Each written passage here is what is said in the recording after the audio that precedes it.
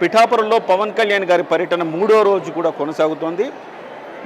కొత్తపల్లి, ఉప్పాడ కొత్తపల్లి పరిసరాల్లో పవన్ కళ్యాణ్ గారు చాలామందిని కలుస్తున్నారు.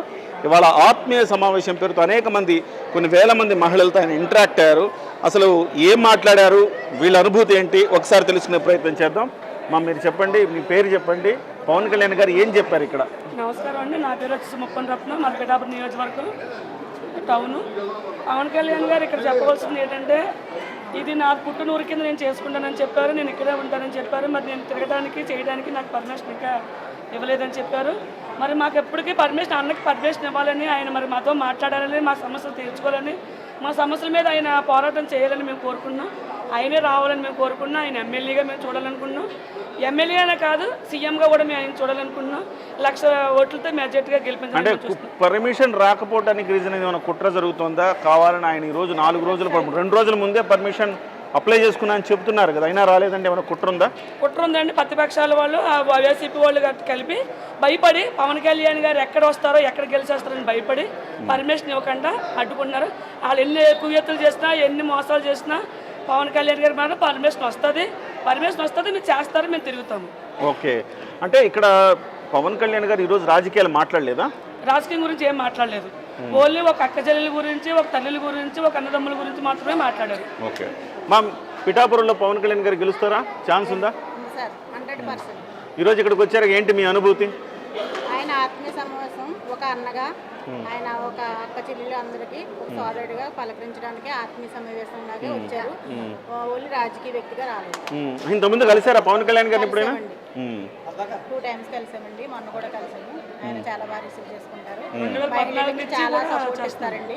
మహిళలు ఆయన వల్ల, ఆయన ఇచ్చిన స్ఫూర్తితోటే మేము ఈ రోజు బయట తిరగలిగి జాబులు చేసుకుని చేయగలుగుతాం. నిజాయితీ పరుడికి ఎప్పుడు దారి ఉండదండి, కానీ పవన్ కళ్యాణ్ లాంటి మనిషి ఎప్పుడు ఎక్కడా దొరకదండి. పిఠాపురం నియోజకవర్గానికి మనం ఎంతో అదృష్టం చేసుకున్నామండి. పవన్ కళ్యాణ్ ఎమ్మెల్యేగా కాకుండా సీఎంగా కూడా చూడాలని మేము అనుకుంటున్నామండి. నేను ఇప్పుడే కదండి చాలా 2-3 సార్లు చూసానండి పవన్ కళ్యాణ్. ఇప్పుడండి మా మనవరాలు కూడా అగ్గి చేసుకున్నారండి. అదృష్టం. నేను ఒక మాట అడుగుతాం మీ అందరినీ, 2019లో మీరందరూ పవన్ కళ్యాణ్ ఓటేశారా, లేకపోతే పొరపాటుగా జగన్మోహన్ రెడ్డికి ఏమైనా ఓటేసిన వాళ్ళు ఉన్నారా? పవన్ కళ్యాణ్ గారికి వేశారు. అంటే ఈసారి మీరు ఒక్కళ్ళు వేస్తే సరిపోదుగా, అందరితో వేయించాలిగా.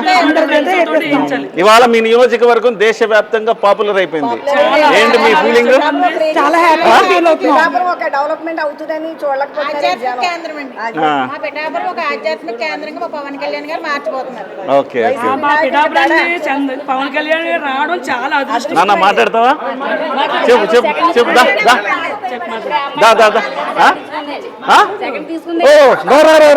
పవన్ కళ్యాణ్ సెకండ్ తీసుకుని చెయ్యదు. ఏమన్నారు? అదృష్టం అమ్మాయికి ఉంది. చెప్పు. రాములపాలెమా? ఏమన్నారు పవన్ కళ్యాణ్ గారు?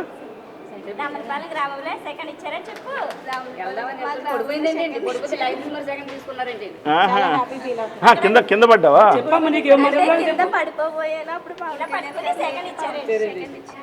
హ్యాపీనా?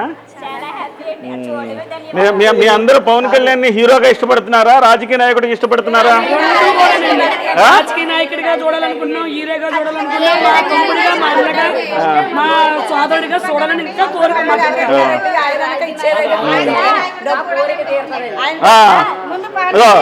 ఇప్పుడు రాజకీయ నాయకుడిగా చూడండి, ఇంకా సినిమా యాక్టర్ గా చూడొద్దు.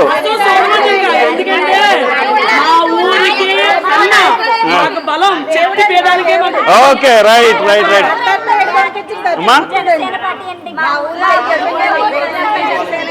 ఓకే, గెలుస్తాడంటారు అయితే. మెజారిటీ ఎంత? పవన్ కళ్యాణ్ ఏమైతాడు?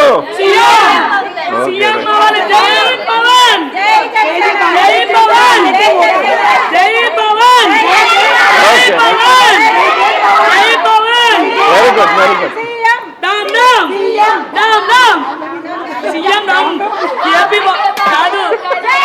బాబులకే బాబు, బాబులకే బాబు, గిరాగిరా తిరుగుతుంది ప్యాను, పవర్ స్టార్ కే నేను పెద్ద ప్యాను. Very nice. ఇది వీళ్ళ ఆనందం పవన్ కళ్యాణ్ గారిని చూసినప్పుడు వీళ్ళలో కలిగిన అనుభూతి. పవన్ కళ్యాణ్ గారు పిఠాపురంలో పర్యటిస్తున్నారు, పర్మిషన్స్ లేవు, కానీ కేవలం ఆత్మీయ సమావేశం, ఒక చెల్లితో, ఒక అక్కతో, ఒక తల్లితో మాట్లాడినట్టుగా క్షేమ సమాచారాలు మాత్రమే మాట్లాడి వెళ్ళారు. పర్మిషన్స్ రాలేదన్న ఒక ఆవేదన కూడా ఆయన వ్యక్తం చేశారు.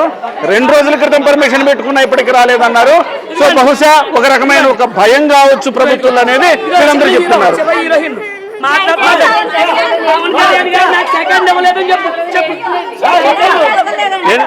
ఏంటి సెకండ్ ఇవ్వలేదు? నెక్స్ట్ ఇప్పిస్తానులే నేను.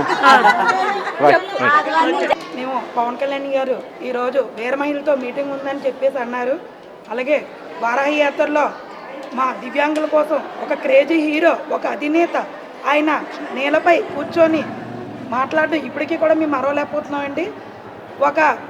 ఒక నిజాయితీపరుడికి మనం కోసం, ఆయన నిజాయితీపరుడి కోసం మేము ఎంతమంది వీర మహిళలు వచ్చాం, ఆయనకి ఎందుకు పర్మిషన్ ఇవ్వలేదనేది మాకు చాలా బాధగా ఉందండి.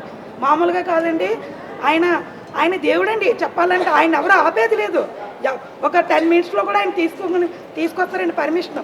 కానీ ఈయన ప్రతిపక్షాల వల్ల అన్నికి ఎందుకు ఇలా చేస్తారో నాకు అర్థం అవట్లేదండి.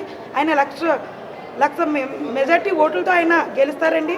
ఎందుకంటే ఆయన ఒక సొంత డబ్బుల్నే తను ఎంతోమంది కౌలు రైతులకి, ఎంతోమందికి ఆయన రైతులకి చాలామందికి ఇచ్చారండి. ఆయన కోసం మనం చెప్పక్కర్లేదండి. ఆయన అత్యధిక ఓట్ల మెజార్టీతో గెలుస్తారు. ఆయన సీఎంగా కూడా చూడాలని చెప్పి అనుకుంటున్నాం. మేము కూడా మా దివ్యాంగులు కూడా మా భవిష్యత్తు బాగుంటుందని చెప్పి చూస్తున్నామండి. ఒక్కొక్కరికి కూడా మా అన్నయ్య వస్తుంటే భయపడుతుంది, భయం వేసేస్తుంది, మామూలుగా కాదు. అందువల్ల అన్నయ్య మీద కూడా హత్య ప్రయత్నాలు కూడా చేస్తున్నారని చెప్పి అన్నయ్య గారు కూడా చెప్పుకొని బాధపడ్డారు. మేము చాలామంది బాధపడుతున్నాం అన్నయ్య చెప్పుకుంటుంటే. ఎందుకంటే ఒక దేవుళ్ళలాంటి ఒక రాజకీయ వ్యక్తి రావడం అనేది మేము పిఠాపురం నియోజకవర్గం మేము మర్చిపోలేకపోతున్నాం. ఈ అవకాశం ఇచ్చినందుకు చాలా థ్యాంక్ యూ. మీ అనుభూతి చెప్పండి. నమస్కారం అండి, నేను జనసేన వీర మహిళనండి. పవన్ కళ్యాణ్ గారు ఈరోజు వచ్చి చాలా బాగా మాట్లాడారండి. రాజకీయ పరంగా కాకుండా మామూలుగా మాట్లాడారండి. ఆయన బహిరంగ సభలకు కూడా మీటింగ్ అలౌడ్ లేదమ్మా అని చెప్పి బాధపడుతున్నారండి ఆయన.